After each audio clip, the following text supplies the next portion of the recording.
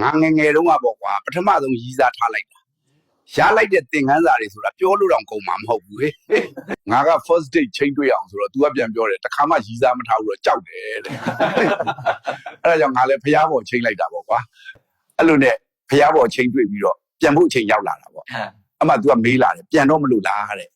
ငါလည်းအင်းလို့ခေါင်းညိတ်လိုက်တော့ तू ကဘာကိုစိတ်ဆိုးလို့စိတ်ဆိုးမှမသိထပြန်သွားတယ်ကွာလက်ထဲမှာလည်းမှတ်ပုံတင်ကြီးနဲ့ဒီလိုနဲ့တွဲလာလိုက်ကြတာသူ့မွေးနေ့လည်းရောက်ရောငါက तू မသိအောင် surprise တိုက်မယ်ဆိုပြီးသူ့အိမ်ကိုသွားတာပေါ့သူ့အိမ်ထဲလည်းရောက်ရောအိတ်ခမ်းထဲကနေသူ့နဲ့သူစိမ့်ကောင်လေးတယောက်ကကမန်းကတန်းထွက်လာပါရောငါလည်းမေးတာပေါ့ဟိုကောင်ကဘာတူလုံးလို့ तू ကပြန်ပြောတယ်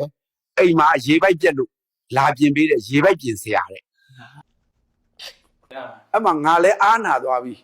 ဟိုကောင်ကိုတော့အေးပြန်တိုက်ခဲ့သေးတယ်